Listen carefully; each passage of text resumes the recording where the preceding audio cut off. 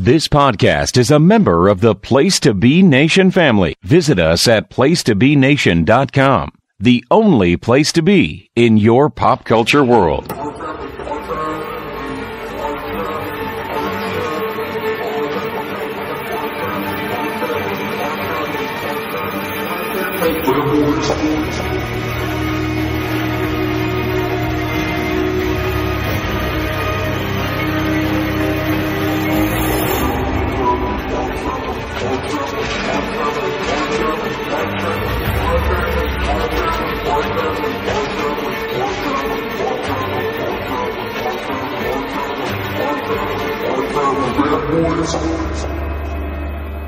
Good evening, or morning, or afternoon, ladies and gentlemen.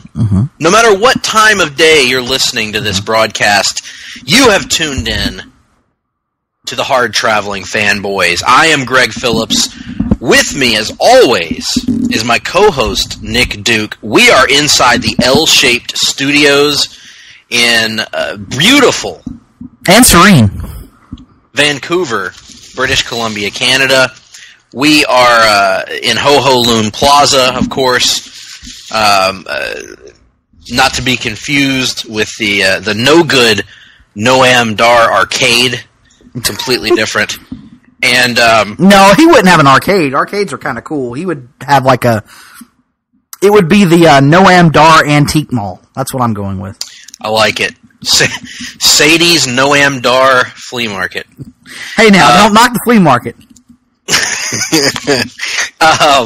Now, we are gathered here today, ladies and gentlemen, to talk about The Walking Dead, of course, because October is Walking Dead month. Yes. And this would be a great time, by the way, before we get into the show, to remind people that they are listening to the longest running weekly episodic comic book podcast in all of Place to Be Nation.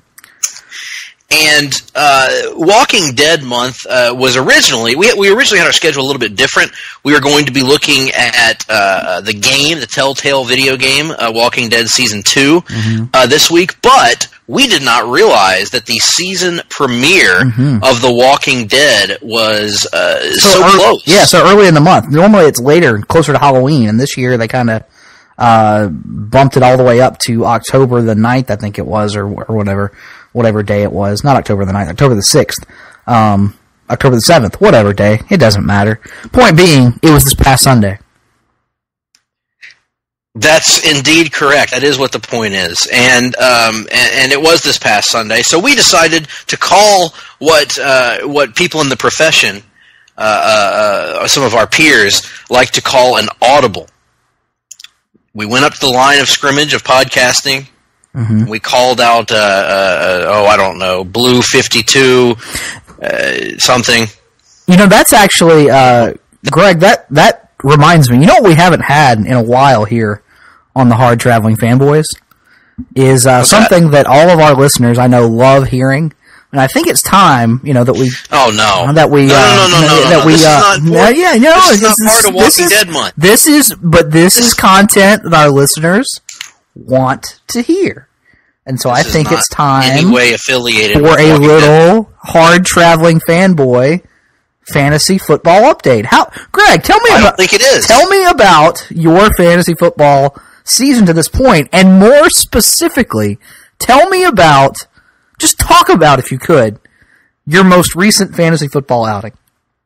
Well, I'm going to tell you this is a two-part question, right? I'm going to tackle the first question first. My fantasy football season to this point has been pretty good. I was at one point on the verge of being 3-0, I believe, and then I dropped one in a very close matchup with a very high-scoring opponent. I think I lost by 1.5 points.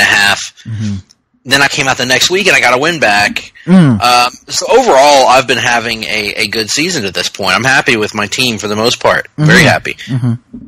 Now, the second part of your question, pass. No, the pass is not an option. No, it is. I just did it. No.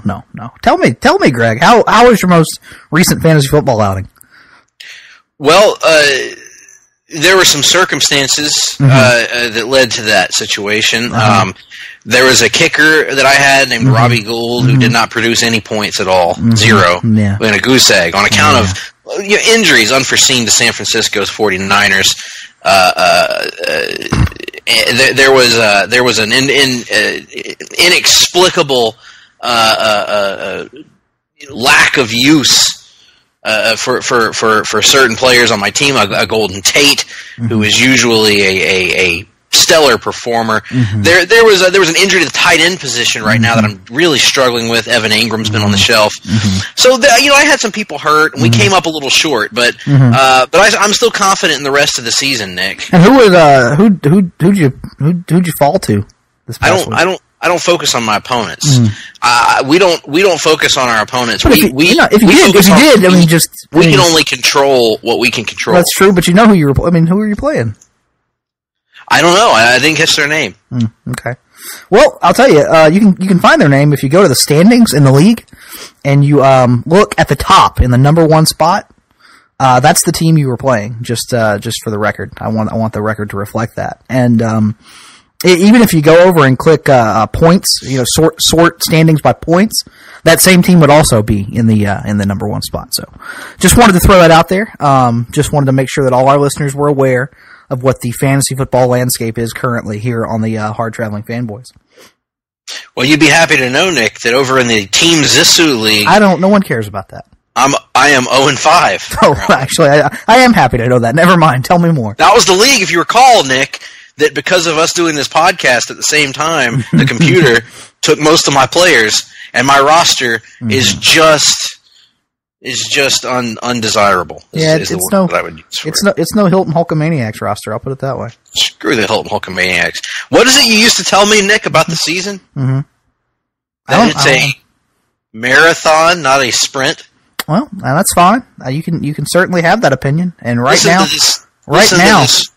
now, you are running a marathon looking at my white alabaster keister. Put it that way. Stealing my verbiage. You should know by now that neither of us have any original verbiage. My roster in the Team Zissou League: Deshaun Watson, Tyler Boyd. Hey, your favorite player, Nick, Marquez Valdez-Scantling. I don't know who that is. Albert Wilson. No one knows who that is.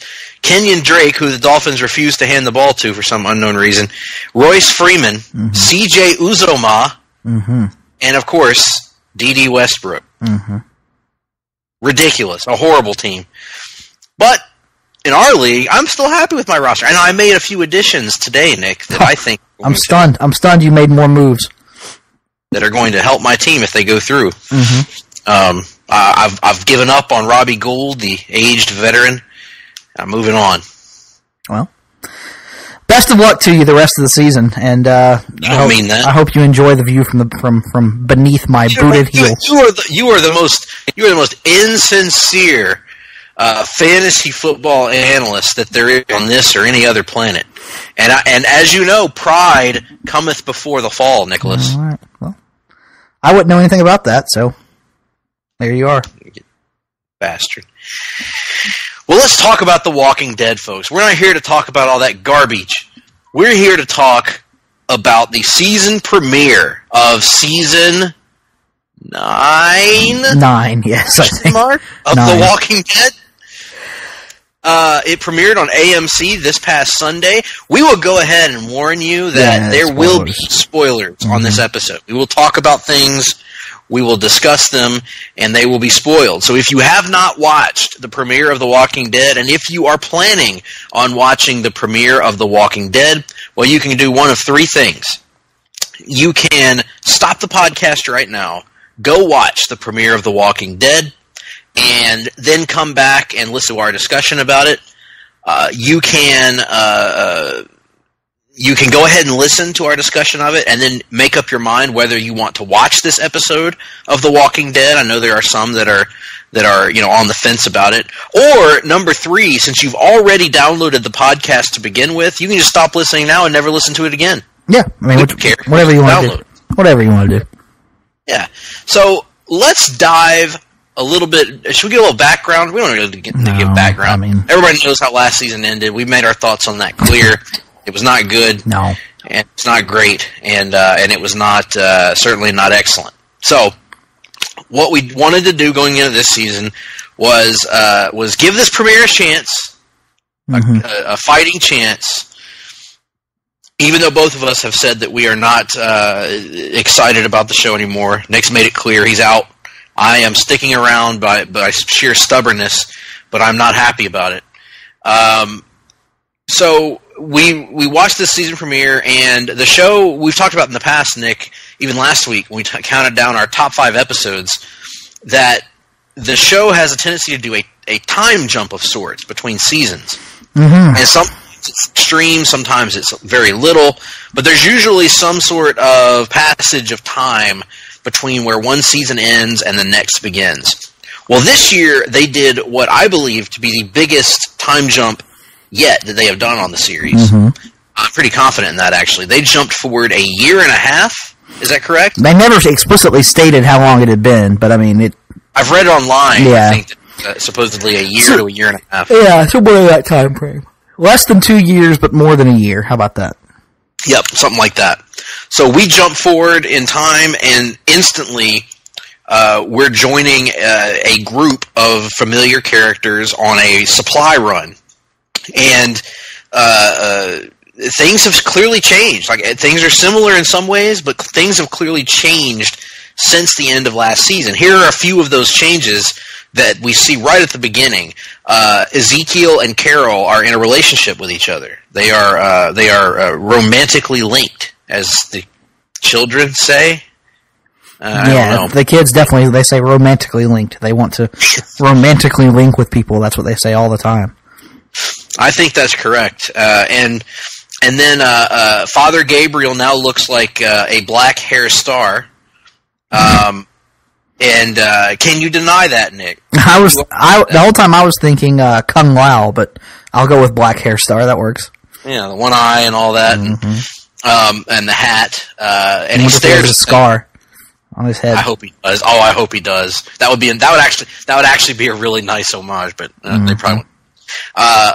Jadis is now known simply as Anne and talks normal, and apparently is has some sort of a science background. So she's with them having regular conversations, wearing normal clothing, with a normal person haircut, as opposed to the Dumb and Dumber haircut that she had before. What else do we have here? That's pretty much it for that opening scene. And then some of the other changes. Maggie has had her son, so we skipped the entire process of her ever showing that she was with child.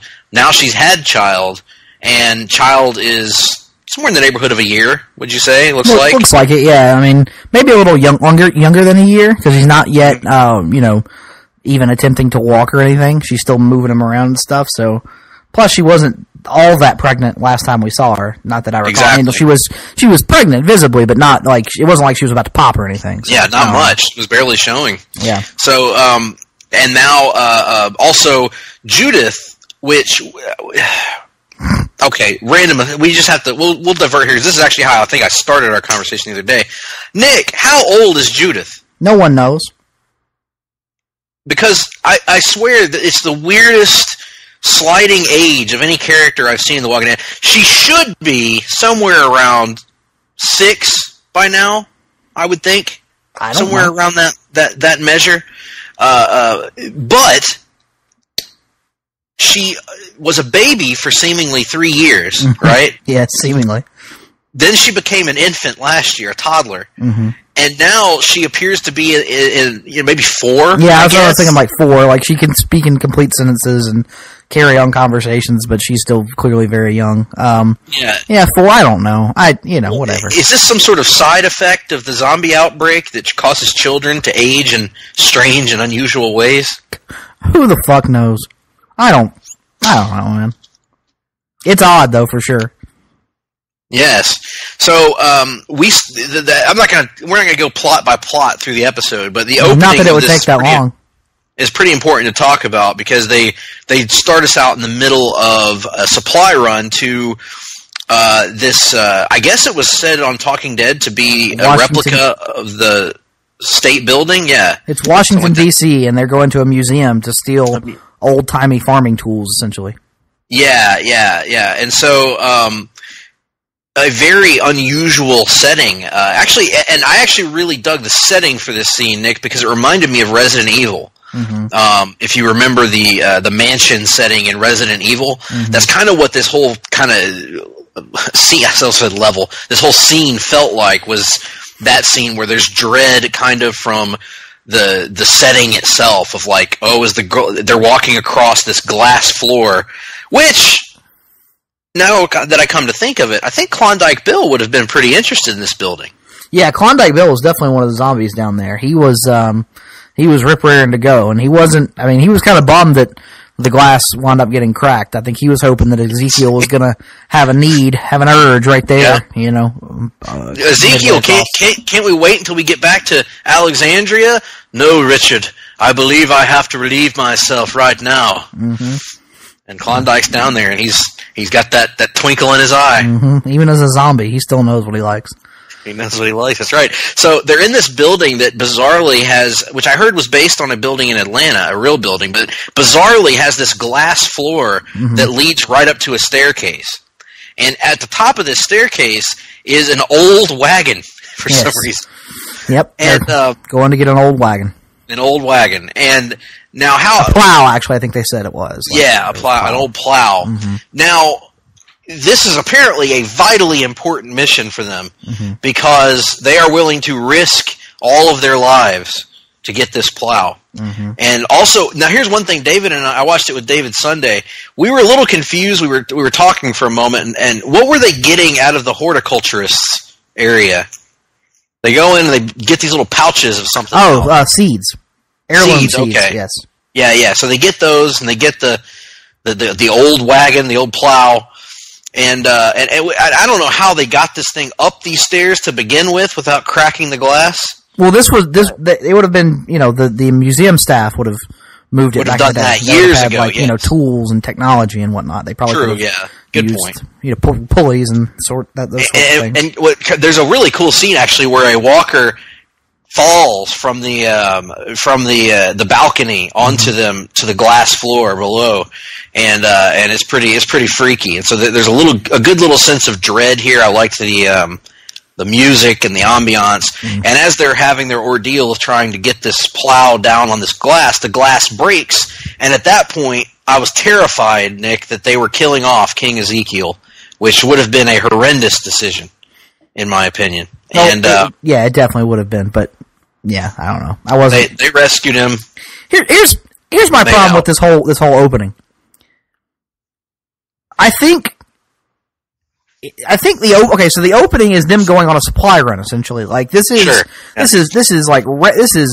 Walking Dead 101. Because how many episodes have we seen built around we got to go on a supply run, right? Yep. But we haven't had one in a while because we've been so focused on war and building boring communities and whatnot. Not a whole lot of time for supply run episodes. So this, in a way, felt like a throwback. And years ago, we used to care about these supply run episodes because we genuinely cared about the characters. And watching this, I'm watching it play out, and I'm like, you know, this isn't badly made or anything. It's fairly interesting. The setting is cool or whatever. Everything's fine. And I just realized this is how much last season killed my enjoyment of the show. I did not give two shits about anything that was happening. Not because it was bad, but because I just don't care anymore. That's the realization I came to watching the first 30 minutes of this show.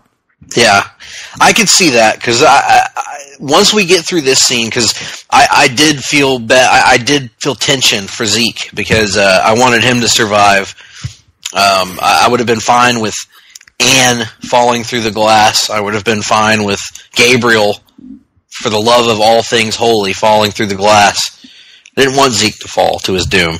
But anyway, we get out of once they get out of the museum, we then enter into what I consider a 30 to 40 minute lull of inactivity and boredom. Yeah, because I mean, okay, so we vary a little bit just because I didn't care about the museum scene, but it was fine enough. But really, this is an hour and 36 minute episode that doesn't pick up until the first hour is over. Yes. Like, the interesting part of the episode is all in the last third. And, man, I just don't even. What do we even say about that? 35 minutes in between that one kid died that no one knew who he was. No one knew who he was, and he was only he died only to serve as a plot point for Maggie for later in the episode. For later in the episode, which is fine. We'll get to the Maggie stuff, and the Maggie stuff is really good. But in between, we have to make this long, bizarre stop at the sanctuary just to look at them and look at them. Oh, look at them! It's the Saviors. There they are, hanging out. They still some of them still want Negan back. Some of them, and half of them still want Negan back, and half of them believe Rick Grimes is the greatest man that ever lived. So they're converting. They're converting. You know that because in a vintage comic book Walking Dead scene, God bless you, Rick Grimes. The guy from the Saviors walks up and literally says, "God bless you, Rick Grimes," and then parenthetically, the greatest man who has ever lived, and then hugs him. And this is upon meeting him for the first time. This is. He wanted to kiss him, but Rick said, no, too sexy, and walked away. Don't want to mess up the beard stylings with a kiss. Oh God! So what else happens here? We get a brief glimpse at Eugene making ethanol, which is kind of cool. He had a line or two, but I couldn't really make out what he was saying. And then Daryl pulls Rick aside. In the interim between seasons, Daryl has been put in charge of the sanctuary, is the implication? Yes. And he doesn't want to be there because he was literally tortured there. Yes. And understandably has bad memories. And stupid son of a bitch Rick doesn't want to hear him out. No, he's like, wait a minute. I don't understand. Now, so Rick is in charge of Alexandria. Maggie is in charge of the Hilltop. And they have to have somebody to watch over. We gotta have you here. We need you here, Daryl. Without you, this place will fall apart. Guilt tripping someone into ignoring their insecurities and their fears and their discomfort in order for Rick to have. Now the question can be asked: why doesn't Rick take Sophia and Michonne and move into Sanctuary and let Daryl go into Alexandria? Because Rick is too important to do that. Mm-hmm. God bless you, Rick Grimes. We get a little glimpse in of that, and all that stuff's there, and there is a great little there is a nice reunion between Daryl and Carol that was fun to see. Presumably they hadn't been around each other much in the interim, and so seeing them get to have their Daryl's jealous because Ezekiel is clearly wrecking Carol's world right now. Rocking her world. Mm-hmm. And so Daryl and Carol they have a great heart to heart, and their relationship, and I've always viewed their relationship as being more like brother sister than anything else, and so they have that cool little I know that certain Walking Dead fans would disagree with that, but they had a nice little moment there, and I'm trying to think of anything else that happened in that entire stretch. No, nothing. Ezekiel proposed to Carol, and she did not accept. She told him to put it back, and he said that he informed her that he would wait. We also found out Jerry is still around.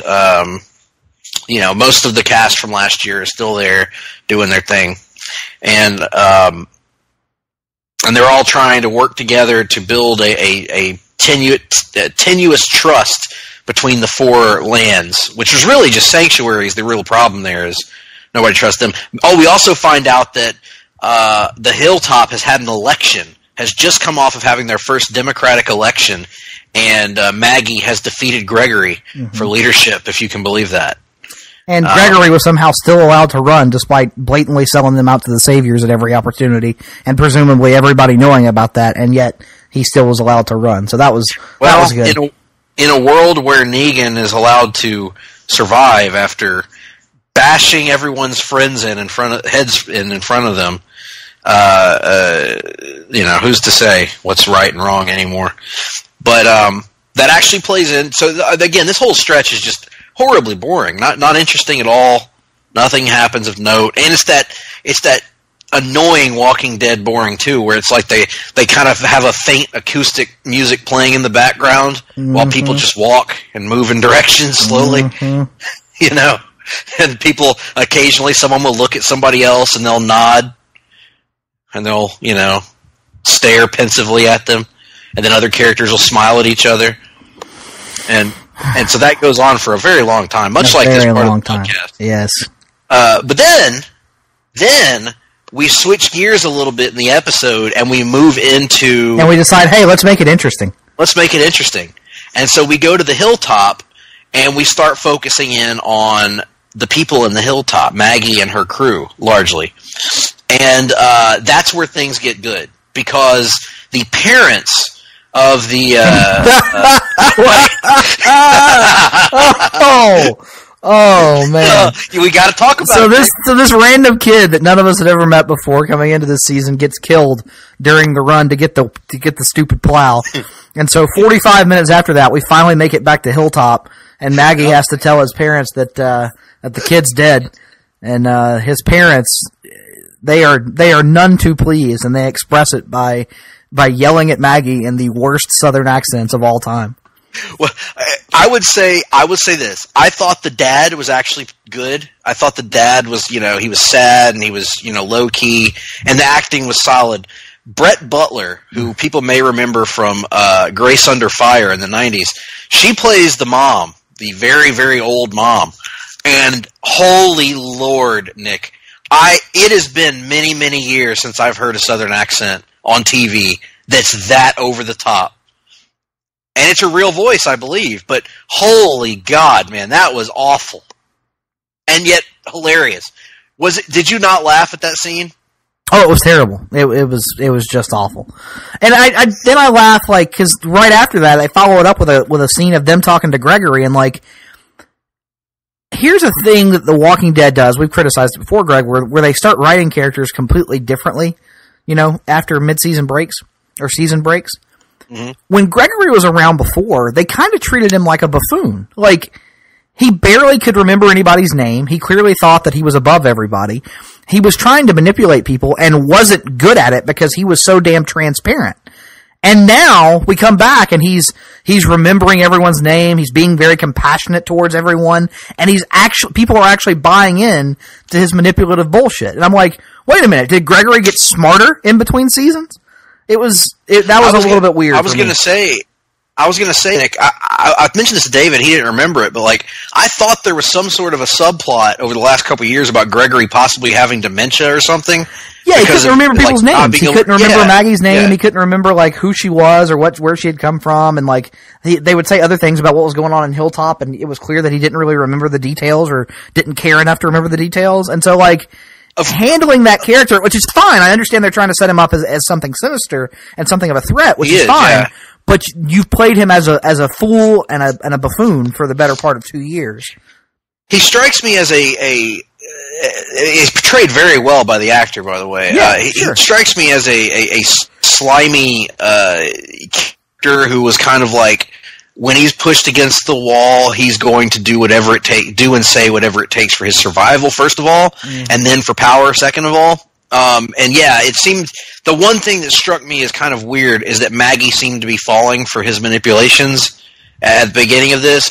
I didn't have an issue with him manipulating the parents because they were grief-stricken, and to me it made sense that Gregory would hatch this plan and that scheme to basically be the biggest political bastard in the world and twist somebody's grief into a political gain for him.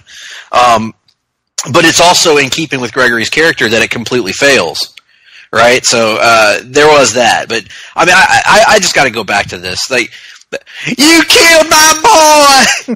You got my boy killed. And they're angry. Lord. Because their son got, their premise is he got killed trying to help out the sanctuary because they're saying that this plow is going to go over to the sanctuary, and so they're gonna buy into Gregory's bullshit. But Gregory was, there, Greg, you can't back down now. Don't shy away from controversial statements, Greg.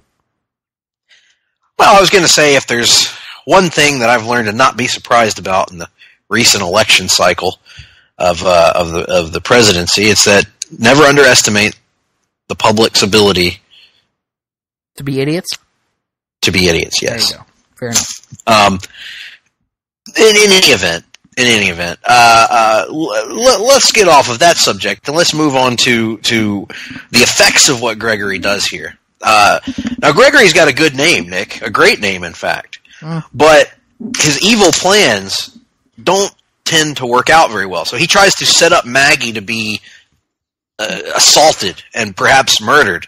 Murdered by the drunken dad. So he gets the dad, who it's implied has an alcohol problem. He gets him drunk and then starts planting ideas in his head about what an ass. About how Maggie is the root of all evil in the hilltop. And so then he basically he goes out just whistling at dark, just walking around the yard is the impression I get, until Maggie shows up and he goes, "Oh, hey Maggie, go check over there," where the guy is hiding, essentially. Yeah, somebody has defaced Glenn's grave. Yeah. And this disturbs Maggie so that she goes to see what has been done to Glenn's grave, and she's pushing her son, her infant son, named Herschel, along to the side of this grave, and that's when she's assaulted, and it causes, by the way, the carriage to turn over, her baby to fall out of the carriage and almost be hurt. Enid tries to help her, and Enid almost gets killed, apparently, and apparently is crippled as a result of having her head smashed against a rock. Rest of the episode. Yeah, she gets her head bashed in by a rock, or falls on a rock, so she's incapacitated. So then, you got it's just a bad situation, and Maggie's able to get the advantage on this grieving, drunken old man. And then she storms back into the house, confronts Gregory. He tries to stab her. She incapacitates him, and that sets the stage for what was a great closing stretch of the episode, Nick. Mm-hmm. I would agree, because then Rick shows up at the hilltop finally to ask. So in the course of the episode, a bridge between the communities has washed out. And Rick is dead set that he must rebuild this bridge, and so he's here to ask the hilltop for more resources to rebuild the bridge. And she basically he should have contacted Winona Judd, Nick, because love can build a bridge. Love can build a bridge. True. I don't know if you knew that. I did know that. Between your heart and mine.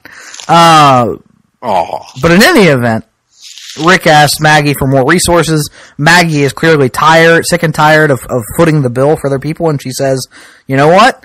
We'll give the sanctuary food, but they're going to put up our end of the labor on the bridge project." And Rick pretty much has to go with it because Maggie is finally putting a foot down, and she calls him out for saying, "Hey, oh yeah, that was wonderful. Remember when you told me that you were going to be following me one day? Well, that never happened. Now did it?"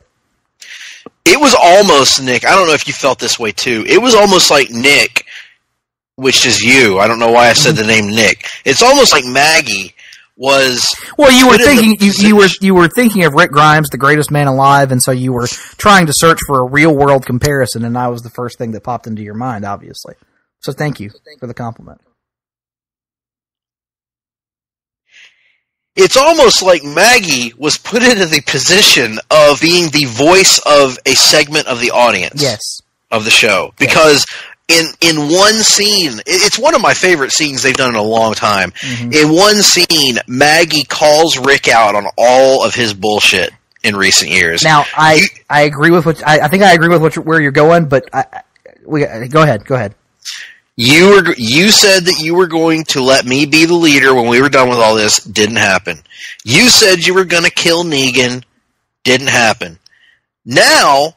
You keep trying to have the position of leader and tell me what to do and tell us what to do, and that's not going to happen. Because now I'm a leader of people. I'm stepping up to make the tough decisions now that other people are afraid to make, and I'm no longer going to let the good people here get exploited by the bad people who you allowed not only to live, but to survive and thrive off of our hard work. And that's her point. Yeah, she's like, all right, so they surrendered. That's great. We let them live. We don't owe them anything else other than their lives, is basically what she's saying. Right, exactly. So this all happens. They're clearly at odds, and the ending of the episode comes. Maggie has all the children in the hilltop taken off to bed, and she publicly hangs Gregory in the middle of the hilltop for his attempted murder of her, basically saying, hey, this shit's not going to fly. You know, we're not going to allow this here at the hilltop. Yep. And Michonne and Rick both stand there looking aghast.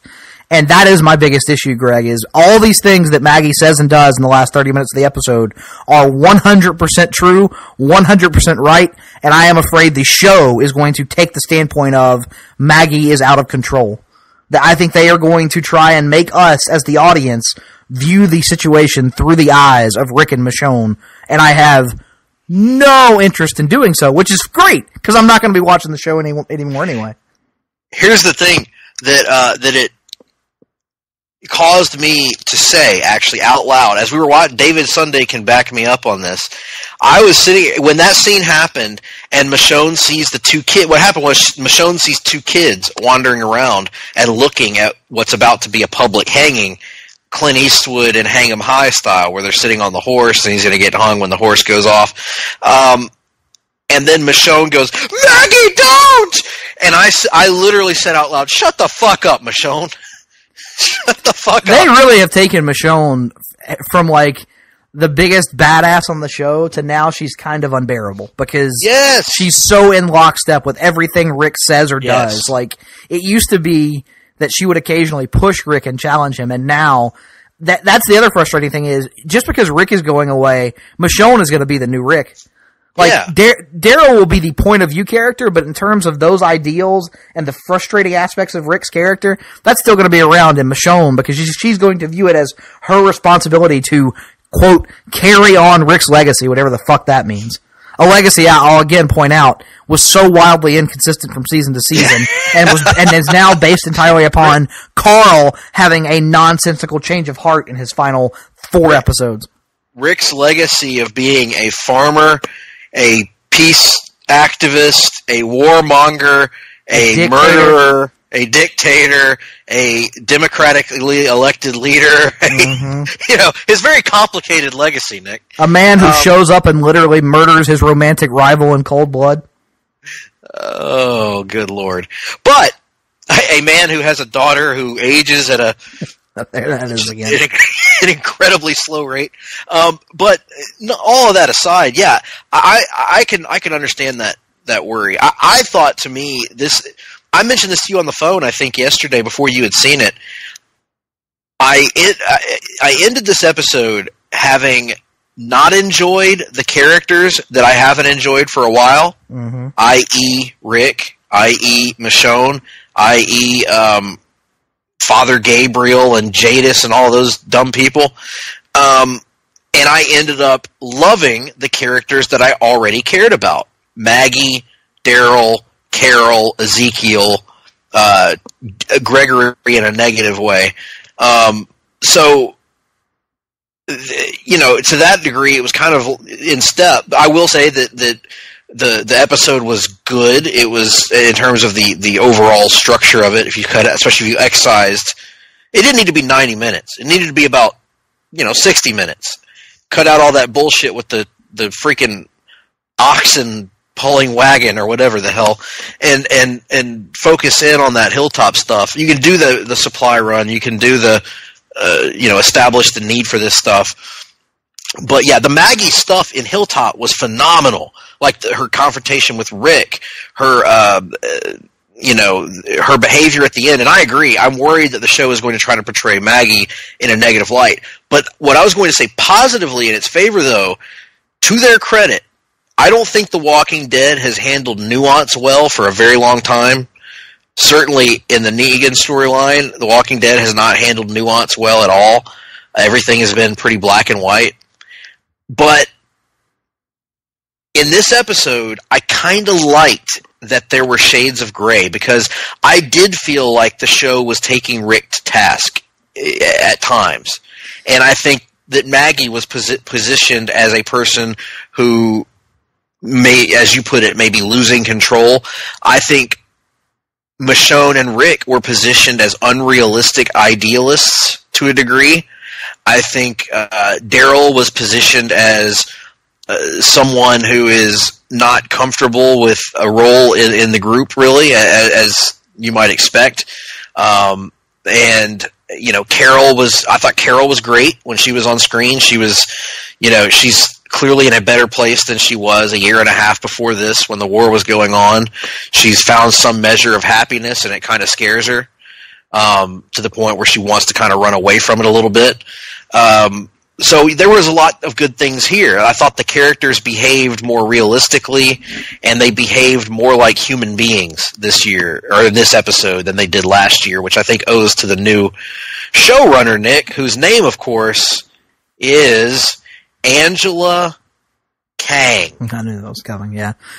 Yeah, I suppose so. I mean, there are definitely some nice things in the characterizations. I guess where I'm coming from is I've been burned by the show so much for the last 3 years that I will believe that they are not trying to paint Maggie in a negative light when it actually comes to fruition that she hasn't been painted in a negative light. Sure. For the time being, every Walking Dead trope of the last 3 years suggests to me that Rick is right at the exclusion of everyone else. And I have no reason to believe the show will take any standpoint other than that until they take a standpoint other than that. Yes. Totally fair. Like I said, if people were expecting us to have some debate over this episode, they're going to be sadly mistaken, because I enjoyed this episode. I thought it was a good, not a great, by the way. I've seen a lot of praise for this episode online, and I don't really get it. I think it's overrated from what I've seen online. I liked it. I thought it was a good episode, but there's nothing in this that if you had made up your mind one way or the other that you were going to keep watching or that you were going to quit watching, there was nothing here, in my opinion, that would sway you either way. And I would also say that if you were on the fence, I think maybe there's enough here that would make you give it another few episodes. So, for somebody that was kind of waffling back and forth, for instance, I will probably, because it's not that big of a time investment, there's not that many episodes, I will probably keep watching until they give me a reason not to. Which they've given me plenty in the past, don't get me wrong, but I totally get it. The fact that you said you were done and we speculated would there be anything this episode could do to bring you back, I don't blame you at all for that, because there wasn't. It was a solid episode, but it wasn't that solid. Yeah, you know what I'm saying? It was altogether average. I think my issue is, because they've got me to the point of not really caring about most of the characters anymore, that opening scene doesn't work for me the way it kind of worked for you, and thus I have to sit for an hour, through an hour of literally nothing, to get to 30 minutes of actual, intrigue and decent writing and plot development, and that's just not worth it. I mean, these 90-minute episodes, they used to be the exception rather than the rule, and now every episode's got to be 90 minutes, even when they don't warrant it, and this is a perfect example of it not warranting it. Agreed.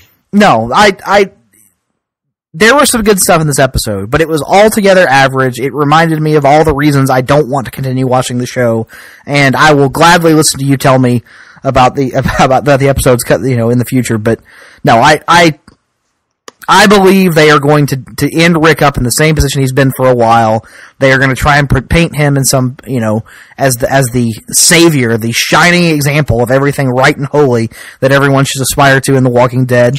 And if that's the journey this season has taken, you can keep it. Fuck it. And if he dies, he will die and serve as the inspiration for people to be waffling in their decisions and he will come up with elaborate plans. Here's my official Rick death prediction after watching this episode.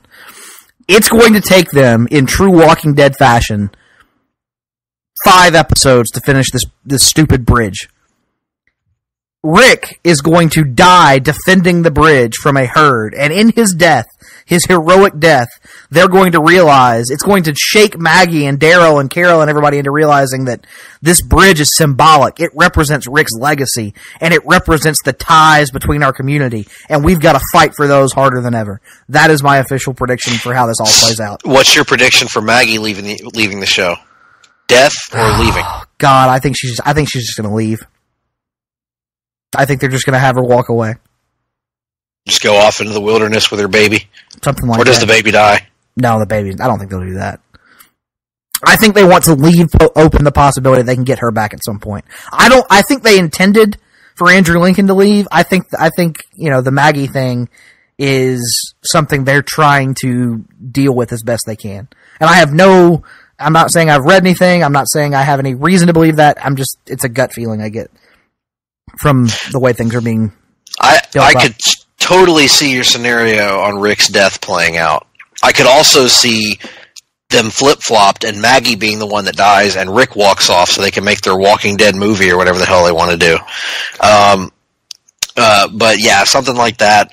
I think the most fitting death for Rick would be for him to come up with a plan, in this case to build this bridge, and then once the bridge is built, Rick walks on it to test it, and the bridge collapses because his plan sucked. Now, God, I can't even... This would be... It would be both satisfying to a certain extent, and yet probably one of the more ultimately frustrating things The Walking Dead has ever done. What are the odds that Negan kills Rick? Oh my God, actually... Like... Not high. In the context of The Walking Dead, you know, based on, like you and I have said, everything the show has established for its entire existence, you know, underscores how stupid a decision that was by Rick to leave him alive. So That's good. On the one hand, he kind of deserves it. Like, that would be, you know, the character of Rick Grimes deserves it for being that stupid.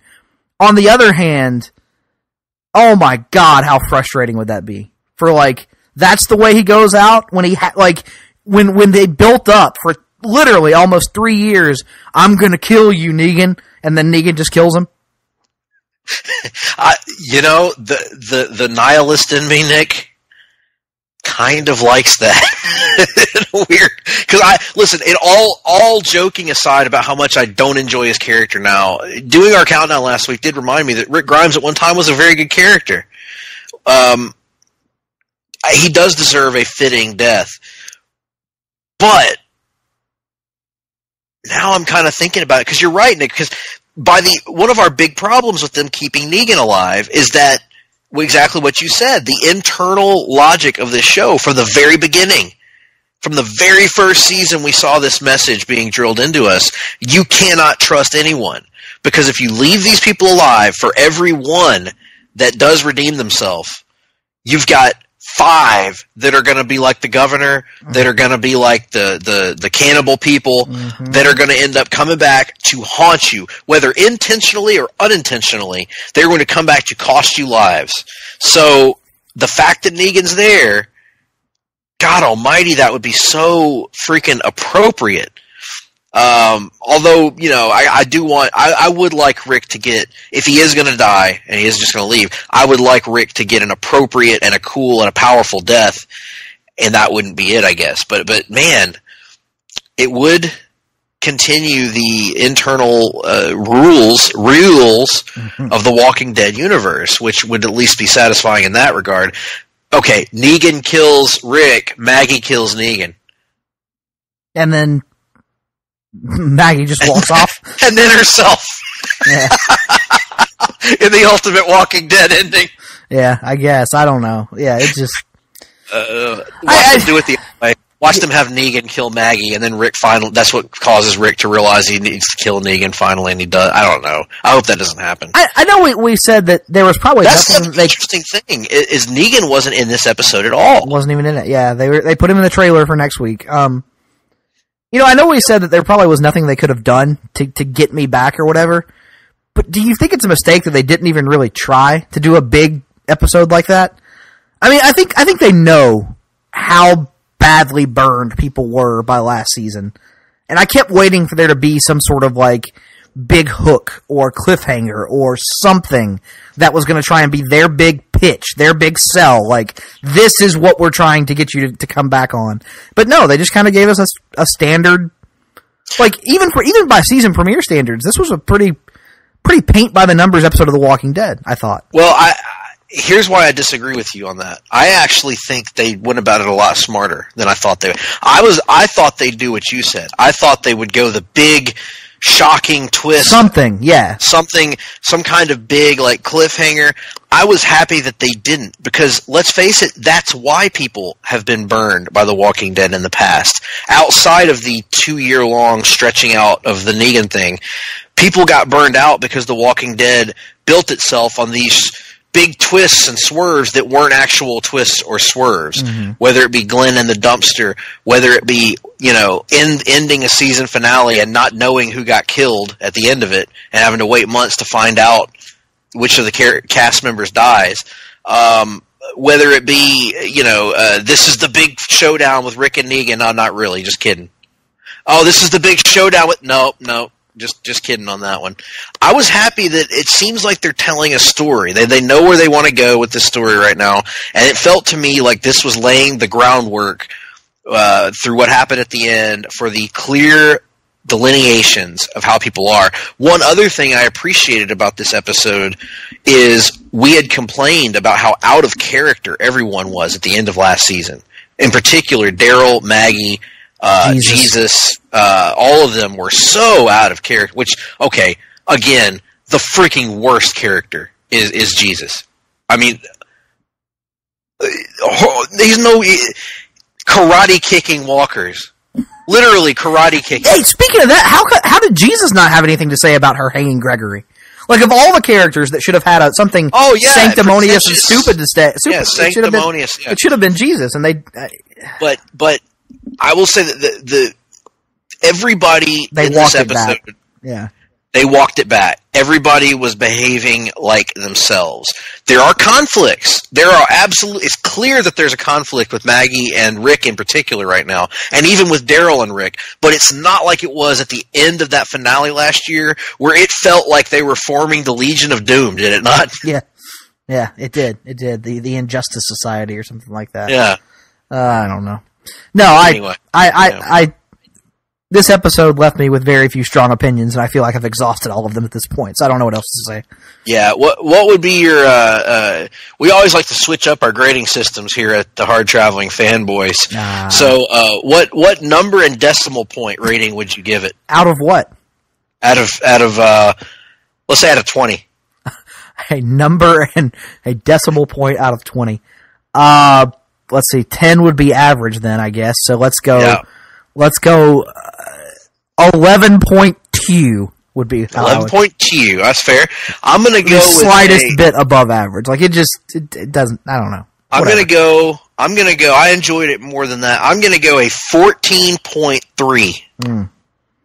Well, almost in the quality of being a very good episode, but not quite. Just a above average episode.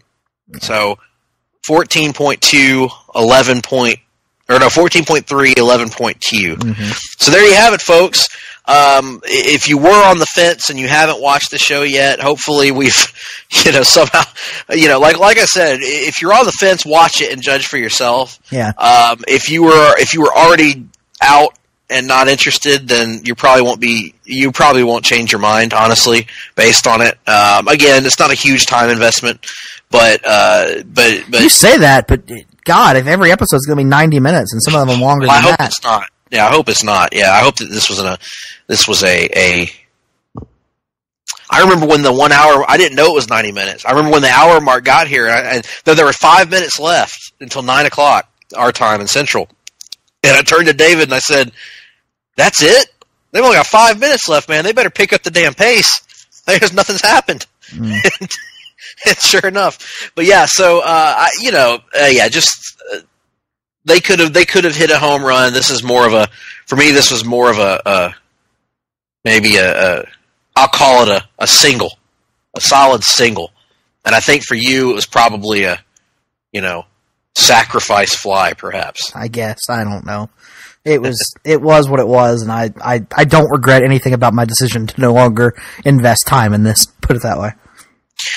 Well, with that being said, despite the Walking Dead premiere getting mixed reactions from the Hard-Traveling Fanboys, Walking Dead month will roll on, ladies and gentlemen. We will be back with more Walking Dead content next week and the week after, including a review of Telltale Season 2, which is much, much better than than anything the show's done in a long time. And in fact, there's an interesting question of whether it's better than the show has ever been, but I don't know. We'll have to really consider that.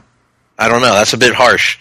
And then we'll be reviewing the book, which is a world unto itself. Hitting the next couple volumes of The Walking Dead we did last year.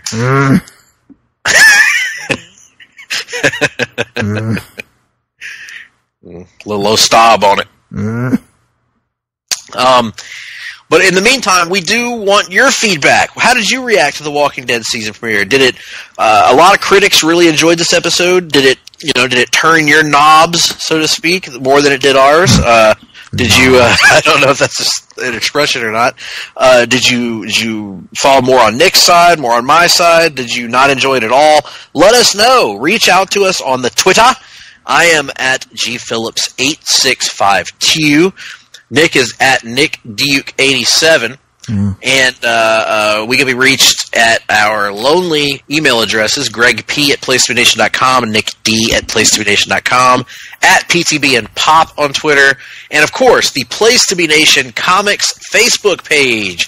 Join us there for some great discussions on the world of comics, and of course, all our great shows here at Place to Be Nation Pop. We are going to take a break. When we come back on the other side, we have got the rundown, a rather somber edition of the rundown. We've got reading and watching, and a few other little doodads for you here, or perhaps doo-doo-dads. Promotional consideration paid for by the following. Place to Be Nation's Justin Rosero and Chad Campbell here. We want to let you know that we have a ton of great podcasts available to you on iTunes, Stitcher, Google Play, and PlaceToBeNation.com, and we now offer them to you on two great feeds. On the Place to Be Nation Wrestling feed, we bring you the Mothership, the Place to Be podcast, Main Event, Survey Says, Wrestling War Zone, a Monday Night Wars podcast retrospective, No Holds Barred, Jeff Learns Wrestling, and our monthly pay-per-view reaction shows. On top of that, we're also dipping into the vault, re-releasing the entire catalog of where the big boys play for your enjoyment. In addition to these full-length shows, we also deliver special network pod blasts on topics old and new. The Place to Be Nation Pop feed is loaded with great content, offering such tremendous shows covering the land of pop culture, such as Geek and Sassy, Talkin' Pop, the Glenn Butler Podcast Hour Spectacular, Sunday Groove, PTB in Play, Freak Out Drive-In, Songs with Friends, Looking Forward, Looking Back, and Lucha Undead, as well as a veritable podcast heaven for comics fans with the Hard-Traveling Fanboys, Sellers Points, Conversation Comics, DC Post-Crisis Management, Marvel Age, and Marvel Age Masterclass, plus weekly pod blasts that cover the gamut of comic topics. The feed is also filled with insightful sports content, including the NBA team, This Week in the NFL, and more. And you can find all these current shows, plus archives of our past podcasts, including The Kevin Kelly Show, as well by subscribing to both feeds on iTunes. And while there, be sure to rate and leave feedback as well. All of these shows, plus others available at PlayStation.com. We cover pro wrestling, sports, movies, comics, in-depth stretch projects, and more. Be sure to support our site by using PlayStation.com/Amazon while doing your online shopping. And download our free PTB Vintage Vault Refresh ebooks via the links on our site. We also want to thank our friends at Boneheads Wing Bar, ProWrestlingOnly.com, and TheHistoryOfWrestling.com. Be sure to follow us on Facebook, Twitter, Instagram, and Tumblr as well. PlayStation.com, the only place to be in your pop culture world. And we're back, ladies and gentlemen, from the break. We hope you enjoyed the advertisements here at Place to Be Nation Pop, and look forward to all those great shows from all of our great colleagues here at PTBN Pop. But now we are ready. We are ready to to venture off into our weekly look at the news and notes in the world of comic books. We are ready, ladies and gentlemen, for a segment known as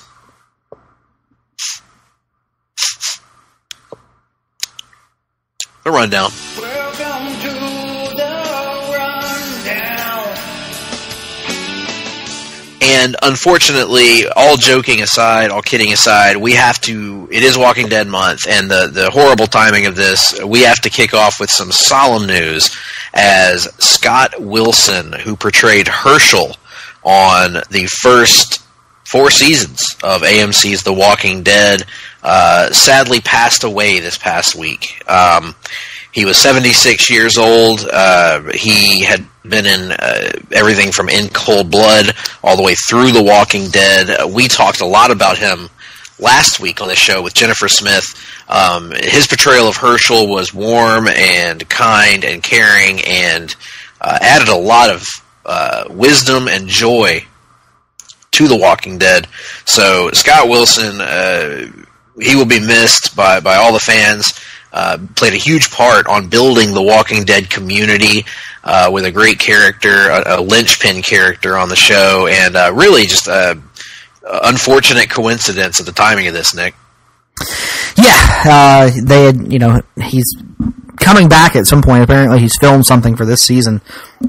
I'm guessing some sort of flashback where he gives wizened old advice to Rick before Rick's final demise. But, yeah, great actor, great performance, great character. So what more can you say? Rest in peace, Scott Wilson. Absolutely. And if anybody has any favorite memories of Scott Wilson, be sure to leave them in the Place to Be Nation Comics Facebook page or send them to us on Twitter, and we'll mention those on the show for sure. Meanwhile, let's transition to a little bit of happier Walking Dead news. And that is, we had reported here on the show that Telltale's Walking Dead series was over before its time, that it had been cut short, and the first 2 episodes of the final season of the Walking Dead Telltale game had been pulled as a result of the closure of Telltale Studios. Well, happy to report that Robert Kirkman's Skybound Entertainment is taking over production of The Walking Dead, the final season. And they Kirkman announced that they plan to keep the entire Telltale development team intact so that they can be the ones to finish this season out and give fans of this game the ending that they deserve. So really good news coming out of a bad situation with Telltale. It really is. It's outstanding news. I'm glad that we'll get to see some closure here, because unlike something like, the Batman game or the Guardians of the Galaxy game, where they were based off of these long-running properties that were likely never going to get true endings, we are probably going to get a real ending for the character of Clementine, who we followed since season 1 of this game. So I'm glad this is going to be able to be completed, and that the whole thing will be out there for fans. Absolutely. So this is really good stuff for us, and I know this now gives us the impetus to finally catch up on this series, right, Nick? So, but yeah, I need to finish I had to play season 3 before I can play season 4, though. Exactly. Same here. So maybe as the holiday season approaches, we can get on that at some point. But that's very good. Well, speaking of Image Comics, though, of course, The Walking Dead all goes back to Image Comics, which gave it its start in the printed page. The founder of Image Comics, or one of the founders of Image Comics, and probably its most the creator who is most associated with Image Comics, is Todd McFarlane, who of course created Spawn back in the early 90s and was the legendary Spider-Man artist before that.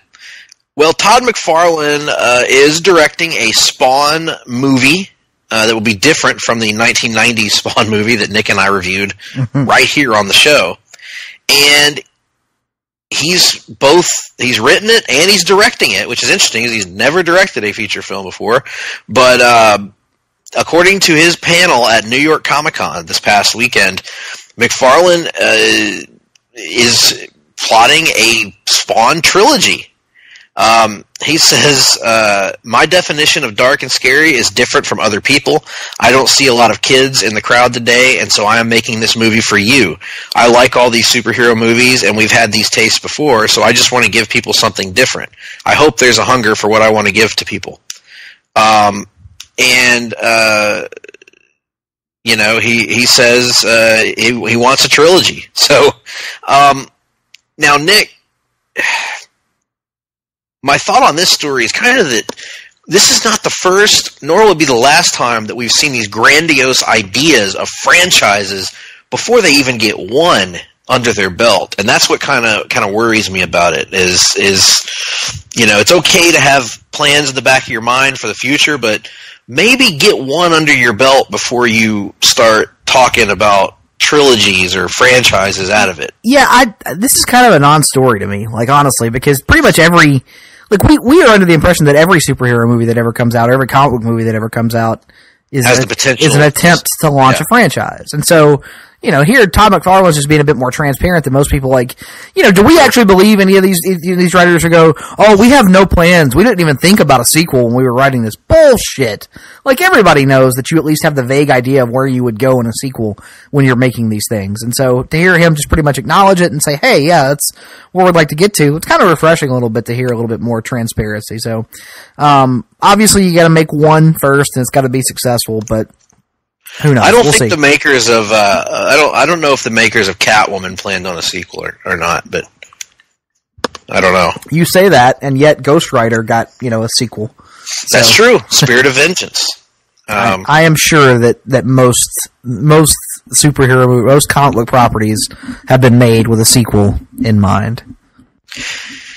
Well, speaking of sequels, Nick, what an excellent transition for us, because a movie that we did not have a great reaction to say the least, here on the show, was Suicide Squad by David Ayer.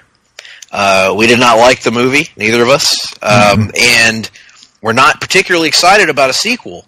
And that is until news that came out just today as we record this, actually, which is that deposed Guardians of the Galaxy director James Gunn is apparently signed to write a treatment for the Suicide Squad sequel. And apparently is being eyed for the director's chair as well. So DC apparently has nabbed James Gunn to be the writer-director of the Suicide Squad sequel. And as a result of that, now our boy, Big Dave Bautista, says he also wants to be a part of this film because that's how much he admires James Gunn. He says the following. He says, where do I sign up? So Big Dave's on board if they want him. James Gunn is on board to write and direct. I gotta say, his sensibilities, this feels like a perfect fit to me, Nick. I was just talking with somebody at work today about one of the best episodes of Justice League, which was Task Force X, the Suicide Squad episode of Justice League. And just James Gunn's sensibilities about how to write teams, how to write characters with... They largely failed at that attempt. So, on paper, this should work. Yes. That being said, it's a Warner Brothers DC movie, so... When has that worked, right? There's a long way to go between paper and finished product, but this seems as safe a bet as we've had in a while. So fingers crossed. I mean, if they find a way to screw this up, then good God, what else? What are we doing? What are we doing? Yeah. And speaking of things that seem to be apparent or seem to be obvious. Oh God. At one point in time, it seemed obvious that Ben Affleck would be doing a Batman movie, a standalone, non-affiliated with other characters Batman movie. However, over the course of the last really 2 years, a whole lot has changed. Zack Snyder has been booted from Warner Brothers Pictures for the most part. Ben Affleck has had personal life issues. He's had, issues with the direction of different movies and stuff like that. Had a script that he wrote that didn't work out for Batman. So there's been a lot of issues. And so the general consensus in recent months has been that Ben Affleck was done. That Ben Affleck and Henry Cavill were both going to be replaced in their breastular roles as Superman and Batman. However, a new report has arisen from something called The Hollywood Life, which I don't know anything about. I know you're a big gossip magazine reader, Nick. Yes. How would you describe Hollywood Life? Oh man, it's the God, it is the New York Times of Hollywood gossip magazines. Oh, interesting. Well, according to this, Ben Affleck is actively lobbying to play Batman in another film. He wants another chance at it. The site cites an unnamed source close to Affleck who says that he is inspired by Joaquin Phoenix's role as the Joker to try and keep the role of Batman for another film. He, quote, he is back in shape not only for his health, but has found a newfound love on doing Batman at least one more time. He feels he isn't finished with what he wants to do with the character. There has been talk about replacing him, but he is now seeing what he might lose and really wants to play the character again, especially seeing what Joaquin Phoenix is doing with the Joker character. There's a couple of aspects of this story, Nick. Number one, I thought Ben Affleck did a fine job as Batman. I don't think that Ben Affleck was... That's not the point. For me, anyway. Well, we'll get there. I thought Ben Affleck did a fine job as Batman. I have no issues if he wants to come back and play Batman again. I would be down with it. I think he did a fine job, and I have issues if he decides to come back. Number two, Joaquin Phoenix is not playing the Joker in the universe of Ben Affleck's Batman. He's playing a totally different Joker in a totally different universe. So, ergo, it is highly unlikely he would be acting opposite Joaquin Phoenix, but instead, Jared Leto. So, I don't really see how Joaquin Phoenix's portrayal or lack thereof would regardless of how that movie turns out, I don't see how that would really affect Batman itself. Burn it all down, start it all over. Start the whole thing from scratch. That's where I'm at. That's where I've been at for a while. It's a tainted foundation that they are trying to build from. I am done with the old DCEU. I don't need to see anything else from it. Nothing. Burn it down. That was your issue? Yeah. I thought you were going to have some sort of in-depth criticism of Ben Affleck for being wishy-washy. No in-depth criticism. I mean, like, the man can do whatever he wants to. He's a grown-ass man. He's earned a lot of respect in Hollywood because he is a legitimate, critically acclaimed actor at this point. But my issue is, like, stop trying to make this version of Batman and this version of the DC universe happen because people don't want it. It's like, I think that's been proven at this point. They just don't want it. So why keep beating a dead horse? You know what your problem is, Nick? What's my problem? You're just too afraid to hashtag release the Snyder Cut. Oh, you know what? I'm not afraid of that because I actually think it might be better than the theatrical cut, but that's neither here nor there. I don't have an issue with them trying to build from what they've got if they can find a way to do it. Maybe they can. I don't know. They haven't proven that they can. I will say that as we're about to transition here, Nick, we're about to transition into an actual DCEU film, technically, although it doesn't appear to have any outward ties to the other films. If the DCEU can rebound with its next couple of outings, we'll see. I'm fine with maybe trying to salvage it. We'll see. Maybe not that version of Batman, maybe not that version of Superman. I don't know. We'll see. But we did get a new trailer for Aquaman. Not even this. I wouldn't even call this a trailer. Good God! No. Like, how long is it? 5.5 minutes or something like that. This was an outright preview of the film, right? Similar to when we saw the opening scene of Dark Knight Rises in the theater. So, of course, this isn't a chronological scene here. This is a kind of a mishmash of scenes. It gave away a lot. Gave away a lot, including. I'm not going to spoil it, but if you watch the trailer, we're having a discussion about the trailer. This is not spoiler. No, we're gonna discuss what was shown in the trailer. Go ahead. Okay. Well, then we see the suit, the classic Aquaman suit that I don't think anybody was actually expecting really to see, outside of maybe an homage. And it looked awesome.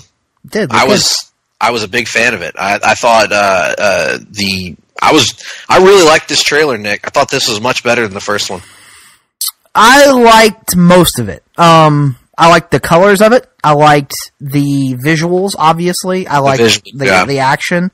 I liked some of the ways, like the way they depicted Mira's powers and stuff in it. I do have a few concerns. Dialogue being one. Yep. And the aloof dude bro characterization of Aquaman being another. Like, I don't know that that's necessarily gonna be my preferred take on the character, you know, like when they're talking about how this trident is this big thing, you know, they're making this big deal, and he's like, huh, what? Yeah, something about a trident, like just acting as if he's too cool for all this stuff that he's going on about it in the movie. But maybe that's just not, it's not fair to judge the characterization off of this one little snippet. I hope that is not the take they go with on Arthur Curry throughout the film. Also, the implication that the close personal tie between Aquaman and Black Manta as it relates to Black Manta's origin, I'm worried that it is implied anyway that may not be the case in this film. And if so, I think that robs Black Manta of something that distinguishes him from a lot of villains. Well, I'll address both of those points. I would be fine. I like Dude Bro Aquaman as long as that's not where he ends up, which the whole point of a character journey is changing. So I'm cool with him going from that's Jason Momoa's personality. He's a laid back surfer dude. Right. I don't want Aquaman to have Hal Jordan's personality or Superman's personality or any other character's personality. I want him to be different. Here's where it gets a little wonky. Are we supposed to believe that he's already been on something of a journey in Justice League or not? I'm going to say no. Okay. I don't know. It's a fair question. It's a fair question because he has to, you know, go on a journey with these heroes or whatever. But I think that there is going to be you know, maybe anyway. I don't know. None of us know what it's going to be, but like, I believe that it will be a journey of him becoming a king and having to grow up essentially and stop being the guy that just boozes around doing what he wants to do all the time. Not that there's anything wrong with that.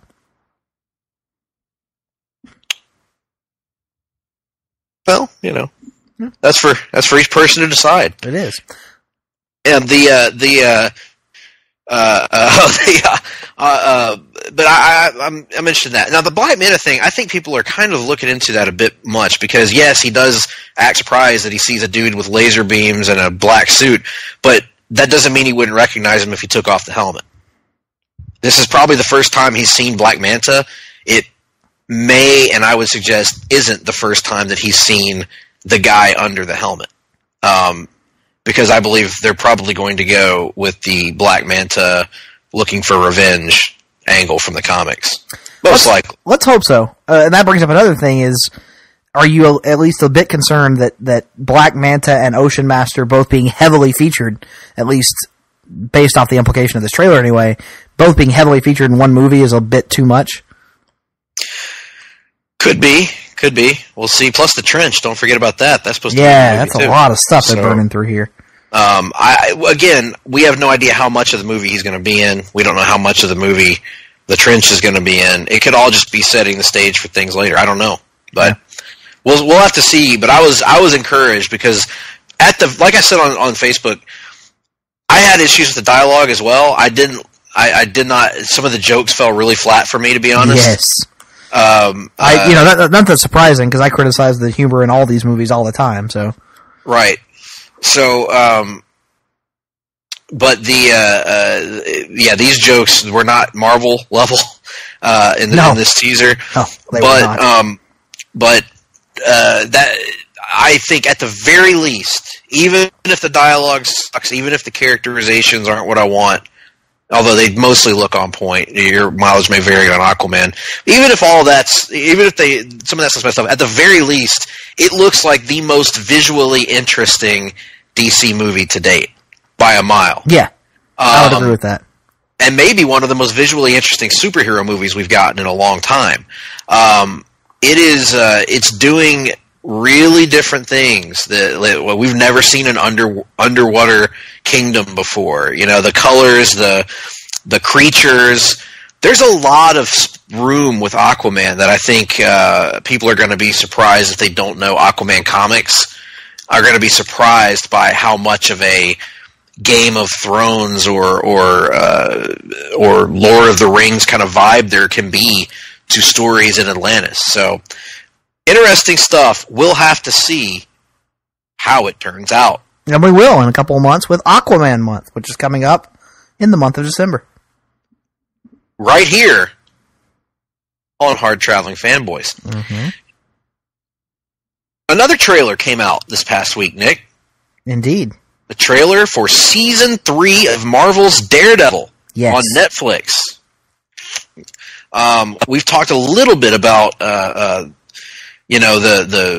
build up to this season. It looks like it's going to go very dark. It seems to be very Frank Miller influenced. Mm-hmm.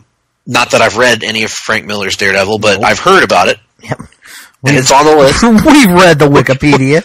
We have not conversed with Frank Miller's Daredevil. We did talk to the Wikipedia. Talked to Batman earlier. A lot of fans here to read Frank Miller's Daredevil about Batman. Quite frankly, a lot of fans here. Some fans here to read his Daredevil as well. I do not claim to understand it. But there it is.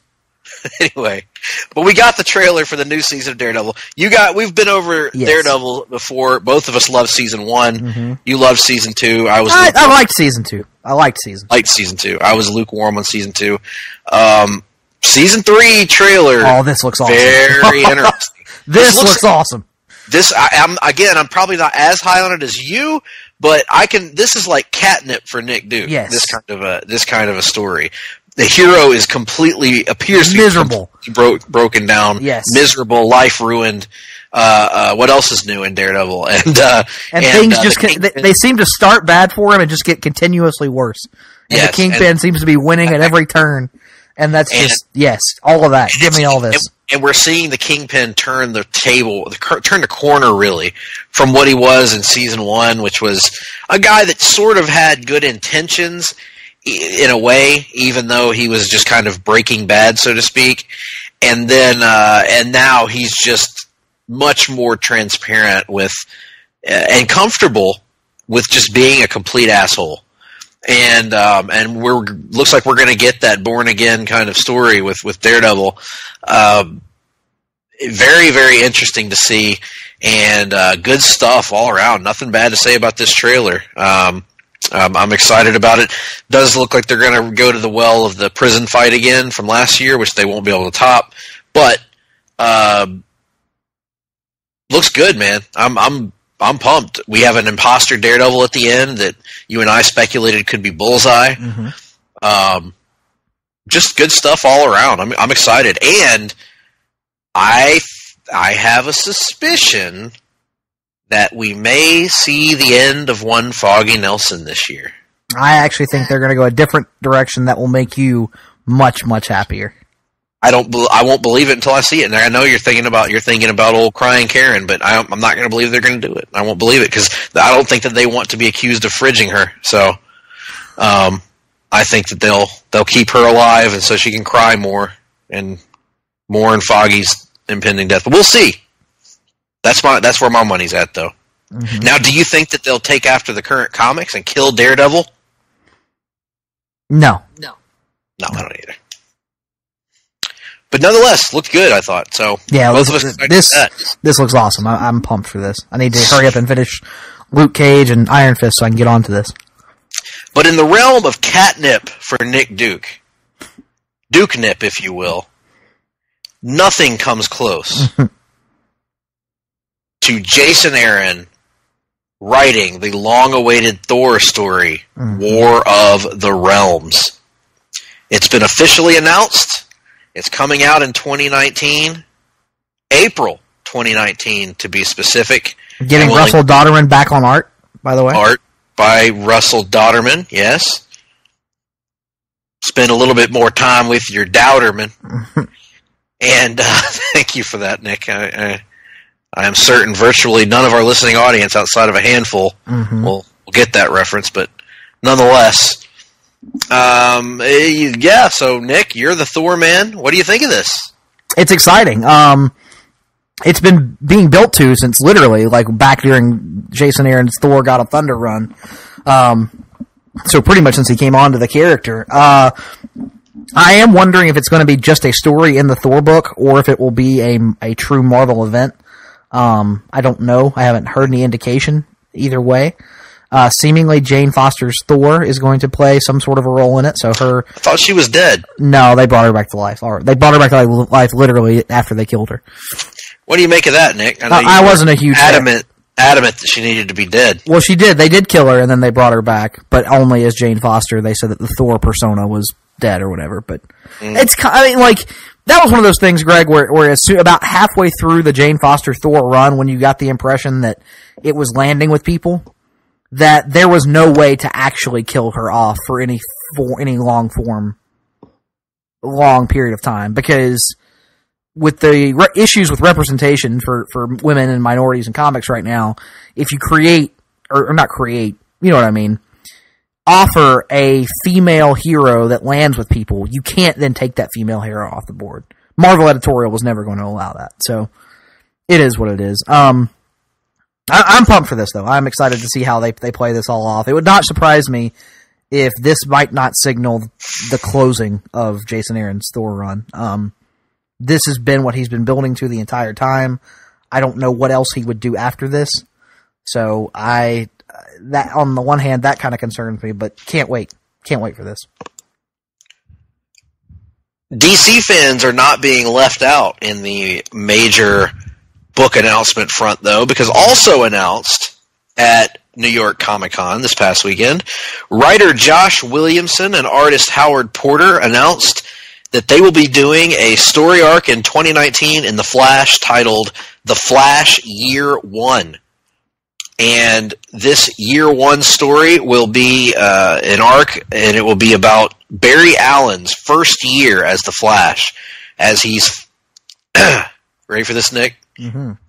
This is me freewheeling. We're kind of freewheeling right now. As Barry Allen finds his footing as the Flash, huh? Huh? Oh, come on! I give you fucking gold, and that's what you give me back.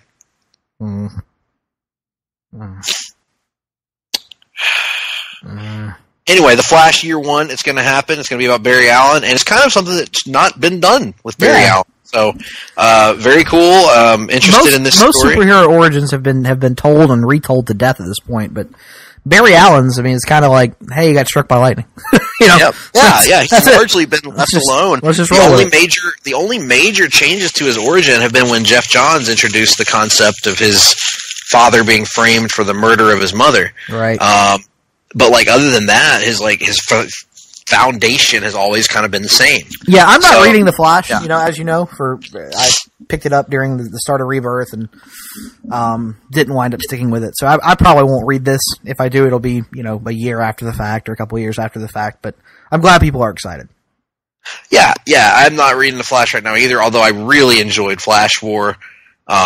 Again, I was very impressed because I didn't like Williamson's Flash run when it first started, right. And that Flash War story was damn fine. So maybe this will continue the positive momentum, albeit without one Wally West. Moving along to the next item on our agenda, which is Brian Michael Bendis, the legendary creator of a variety of amazing characters and books, currently the shepherd of the Superman line at DC. He announced over the weekend that he is getting his own imprint at DC that is aimed at teenage readers. Remember, they've recently announced a line aimed at young readers, at middle school aged readers. Now they're aiming at the high schoolers with a teen line that includes the titles Naomi, which I know you're really excited about because you love to feel the glow. Mm-hmm. And then there's the Wonder Twins. Then there is Dial H for Hero, which is a classic concept being brought back and reimagined. And perhaps most exciting, I don't think perhaps, definitely most exciting for established comic book fans, Young Justice. Bendis says that this will be in continuity and will be a personally curated line of teen-focused, in-continuity comic books, scheduled to debut in early 2019. The Young Justice team will include Impulse, Superboy, Connor Kent, who has not been around since the Rebirth Initiative started, since the early days of the New 52, and this version of Connor Kent hasn't been seen since Flashpoint. And Robin, Tim Drake. That's right, Tim Drake as Robin. A lot of interesting things to unpack here, Nick. First of all, I'll mention these titles here.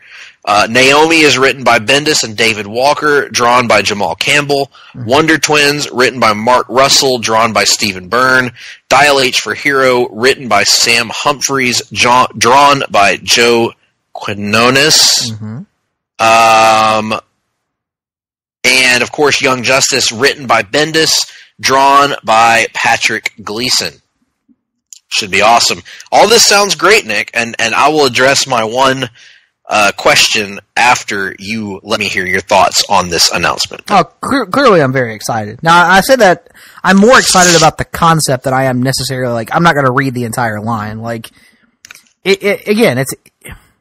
As much as I love Ultimate Spider-Man, it hit me at a time and a place where I was the target audience. You know? Yeah, you were a teenager. Right. Yep. So I will probably try out the Young Justice title just because I am intrigued by that. But the other ones I probably won't. But I hope I genuinely hope it does well. It's such a great idea to reach out to that audience. There's not enough for that audience. So, very good, and hope it will do extremely well. And maybe one day, Nick, you can be to another fan, like you can feel about this line kind of the way that Todd razzes you sometimes about the Ultimate line. Maybe.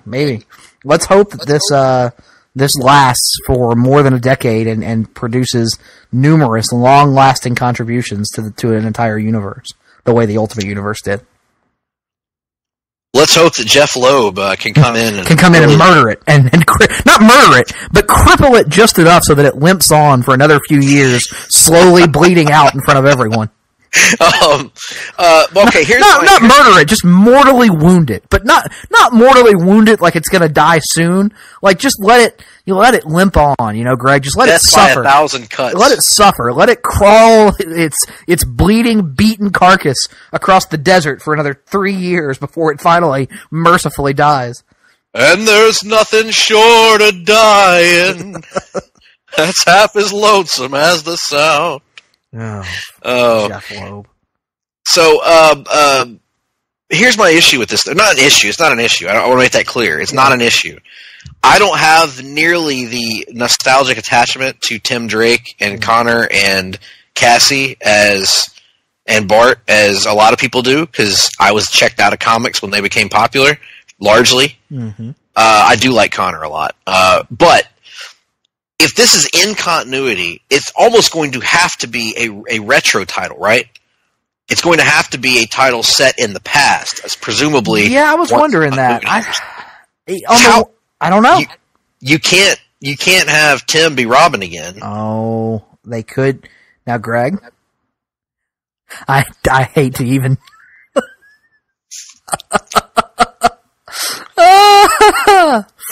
Well, now here's one option. What if, in the story, they go back a few years and they grab Tim Drake and Connor Kent? Oh, God. And Bart Allen? Oh, no. Yep. And they pick them up from that time period and they bring them to our time period. Are you suggesting that Brian Bendis would use the time displaced gimmick again? Is it not possible? He's your boy. You tell me. Now I kind of hope he does. Well, for God's sake, whatever. What a ridiculous UFC headline that is. Anyway, listen, I don't have any issue with. I'm happy. Everybody's excited about Young Justice coming back. They love these characters. I get it. I don't like the time displaced thing. However, I would say it probably works better in DC than it does in Marvel. Yeah, you kind of have a built-in excuse there with Bart, right? Like you could just Bart himself is time displaced. Right. DC is kind of steeped in its. I mean, one thing that reading Zero Hour right now is spoiler alert is doing for me is reminding me that DC has always been steeped in weird time travel stuff. So it kind of makes sense from that standpoint. It wouldn't be as egregious to me as doing it with the X-Men, but I don't know. Maybe you're right. That could be how they do it. Because I did notice in the image as well that Connor is not dressed like the Connor Kent of the 2005, 2006 Connor Kent or whatever, that era of Connor. He's dressed like he was in the 90s with the leather jacket, the Superman outfit underneath, a little bit modified. So, and the other question that I would have out of this naturally is I'm a huge fan of John Kent and Damian Wayne, and I hope that they're not. There's room for all these characters, is what I'm saying. So I'm glad. I hope Connor's back for good. I hope Cassie's back. I hope Bart's back for good. Tim's back. There's room for all these characters, but they probably can't play the same role, if that makes sense. Right. Yeah, it's going to be interesting, especially like you said. I mean, how do you distinguish or find a place for both Connor and John, for example? It's going to be interesting, but that's something DC's always had to do with their legacy concepts is try to find, roles for all these characters. So. And for the most part, they've done a great job of it over the years, with the exception of that new 52 blip on the radar. But yeah, so very exciting news here. I know a lot of people are happy about seeing these Young Justice characters back, so going to be fun to monitor moving forward. Moving forward on the rundown, we're going to move on to our last item on the agenda today, and that is the official costume reveal for Batwoman in the Arrowverse. The company tweeted it out. Stephen Amell tweeted it out. We have seen Ruby Rose as Batwoman for the first time. And again, I've only seen Ruby Rose as in John Wick 2, where she didn't have any lines. But this looks awesome, Nick. This looks like they absolutely nailed the look of Kate Kane. Oh, the look is fantastic. I have no issue with the look whatsoever. I mean, looks like they directly picked it up off the comic book page and dropped it onto the television screen. So fantastic. I don't know much about Ruby Rose as an actress, so that's really my only concern here. And I wouldn't even call it a concern. It's just an unknown to me. So yeah, this looks awesome. Kudos to them for not reinventing a wheel that, it's kind of perfect. That Batwoman costume is kind of awesome. It's visually distinctive. It's familiar enough. It's similar enough to the Batman costume while being visually distinct. So this is great look. Ready to see it in action. Reinventing the what, Nick? The wheel. Thank you. That's very good. Well, that's the end of the rundown. And that can only mean that it's time for a little segment that the audience all know. Is there any point in doing this segment? Reading and watching. Read down and watching. What you been reading and watching? What you been reading and watching? Nick, what you been reading? Nothing. I have been reading Zero Hour from DC Comics. Ah, yes. 1994. And I will be reserving all my comments for an upcoming podcast appearance. Actually, that's not true. I have been rereading a lot of the old Ultimate Universe stuff from early in that run, just because, like I said, I finished Spider-Man PS4 and went back and reread some Ultimate Spider-Man and then kind of fell into the chronology, and so I've been kind of slowly doing that, but nothing new to report. And Doctor Strange and stuff. And so sometimes you would get these, for example, there's a fantastic Ultimate Daredevil, Ultimate Punisher, and Ultimate Spider-Man story that is drawn by Bill Sienkiewicz, and it's awesome. and then you will get ones that are just the absolute hottest of garbage. Like it is the most inconsistent thing. The Doctor Strange story in particular is some of the worst comic book art I have ever seen in my life. Like, I don't even know the artist's name. I could not describe to you how bad it is, and yet it was published.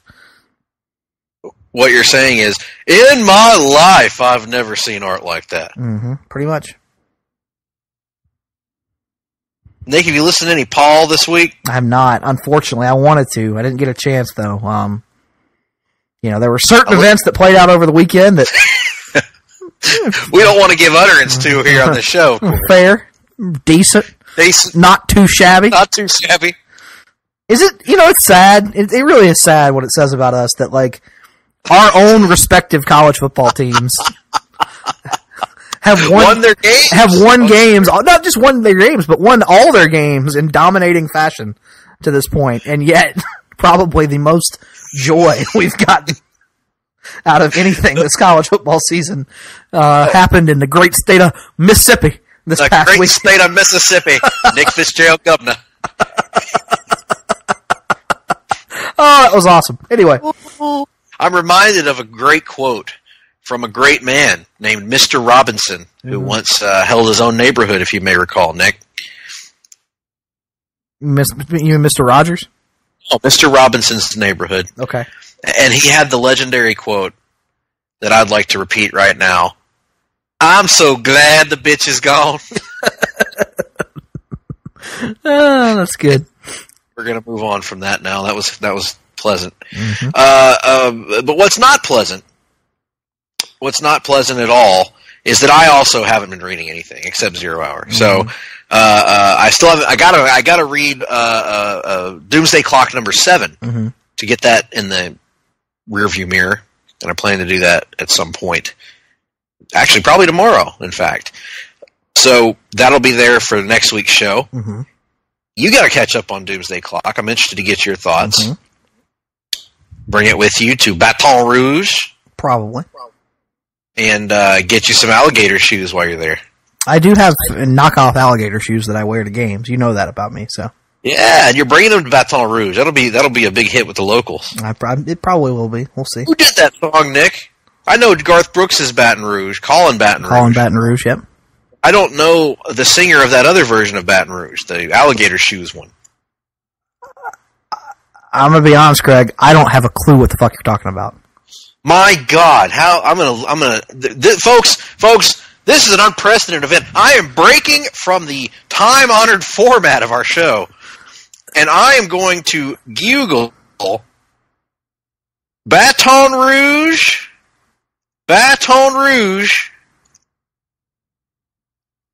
I'm gonna get me some alligator shoes.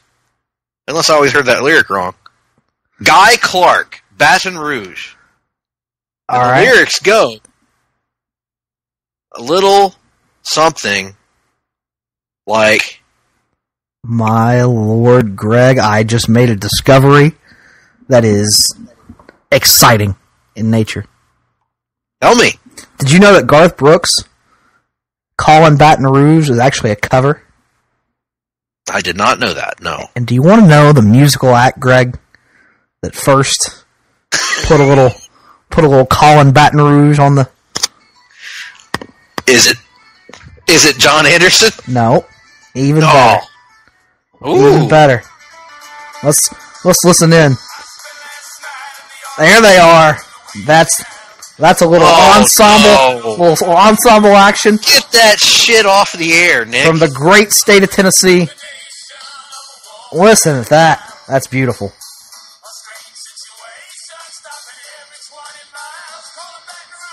Yeah, the Oak Ridge Boys, ladies and gentlemen.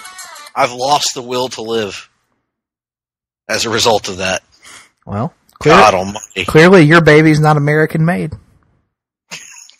Oh, that song. How can anyone like that song? I try to understand people's points of view. Mm-hmm. I try to accept that art is subjective and everyone's tastes are different. But Nick, how can you like that song? How can you possibly like that song? My baby's American made. She's born and bred in the USA. What else do you want to... a Sony Color TV or whatever the hell it is. Yeah. Yeah. Terrible. A Nikon camera, a Sony Color TV. But the one that I love is from the USA and standing next to me. Mm. Good grief.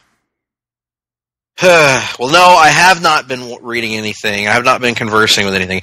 I haven't been watching anything, I don't think. No, we haven't. But that all changes starting next week because right, our stories are back. Our stories are back, yep. I had forgotten that our stories were coming back already, so until I saw the Flash on my DVR tonight. So, yeah, that's a little inside information. As we're recording this, the season premieres of both the Flash and Black Lightning. Is that already back as well? Yes, Black Lightning's so, yeah, back as well. we are, Black Lightning's back. So we'll have the full reviews of both of those next week. And so I guess I would assume at some point we got to discuss how we're going to handle our schedule this year because the Supergirl moving to Sunday and everything. We got to.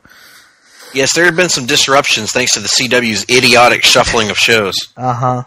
But we'll figure all that out, and we'll bring you some content next week in the watching category. We will. We will do that 100%. Mm-hmm. And let's see, what else is there? That's it. I'm not watching, not reading, not playing. That's all there is. And however, Nick, I do notice that there's about 1 minute on the clock over there, and that can only mean that it's time for the Wrestling Minute. Mm-hmm. My gosh, Raw happened. It was good. Last night. It was good. I thought a very good Raw, Nick. Yeah, very good. Very good. It had good stuff all around it. Great main event. Bobby Lashley turns, the main event, as you said. You had some good stuff. Good. I mean, one of the more solid episodes of Raw in a long time. Just solid through and through. Shawn Michaels coming out of retirement officially. Yep, that's exciting. We are, my main man, Bobby Lashley. we are pro Shawn Michaels returning, whereas I know a lot of people are against it. That's a controversial opinion to have in some circles, Nick. Yes, but I'm for it. The man is the best in-ring performer of all time, and I'm excited to see what he still has at this point. Big news out of New Japan, of course. We have an official signing of Chris Jericho versus Evil for November. Jericho cutting a scathing promo on Evil at the recent New Japan show after a great surprise moment. And then also the finals of the Tokyo, or the main event of the Tokyo Dome in January seems to be officially set with Hiroshi Tanahashi against Kenny Omega. So that's exciting as well. Absolutely. Well, that's all the time that we have to talk about that. We will follow up more. I am currently working my way through watching the Long Beach New Japan special on my DVR. I need to do that as well. I've not had a chance yet, but I'm also going to watch Super Showdown from Australia, home of our friends. When is Crown Royal or Crown Jewel or whatever the fuck it's called? When is that? RC Cola takes place in Saudi Arabia in November, early November, I think. So we got a while. Okay. Yeah. Okay, I wasn't sure. I didn't know. They were already ramping up the promotion, so it made it seem like it was much closer than it actually is. It's very strange because of the Evolution pay-per-view. They're having to hype up both the all-women Evolutions pay-per-view plus the all-men Crown Jewel pay-per-view. So Indeed. So yeah. That's been the Wrestling Minute, and we will be sure to update you and regale all of you comic book fans with more of our unneeded wrestling opinions in the very near future. Well, gosh, Nick, I can't think of anything else. We've pretty well exhausted ourselves tonight. No, it's been a good show. We've enjoyed talking The Walking Dead, and we hope you've all enjoyed listening to it. So for us here at the Hard-Traveling Fanboys, at the studios here in Ho Ho Loon Plaza, we have to bid you a good night. But there's no better way to end any show, I think, than with a little musical interlude, a little musical exit, a little way to play our way off the stage. And we debuted this segment last week, and I have to say the response was enthusiastic from our listeners. So here he is once again to sing us out, to take us home. Please, ladies and gentlemen, enjoy the musical stylings of good old JR, Jim Ross. First of all, before I start singing, I want to thank you for that intro there, Nick. You know, it was a tough weekend for old JR.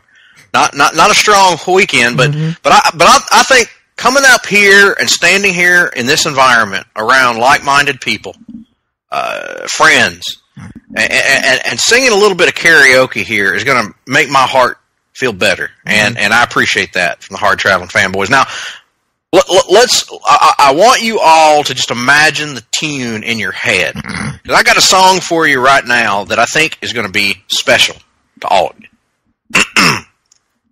What's new, pussycat? Whoa! What's new, pussycat? Whoa, whoa, whoa!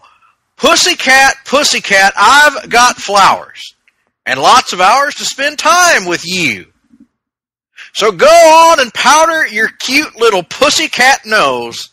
Pussycat, pussycat, I love you, yes I do. You and your pussycat nose, what's new, pussycat? Oh, what's new, pussycat? Oh, what's new, pussycat? Oh, pussycat, pussycat, you are so thrilling. And I am so willing to care for you. So go and make up your big little pussycat eyes. Pussycat, pussycat, I love you. Yes, I do. You and your pussycat eyes. Well, what's new, pussycat? Oh, what's new, pussycat? Oh, yeah.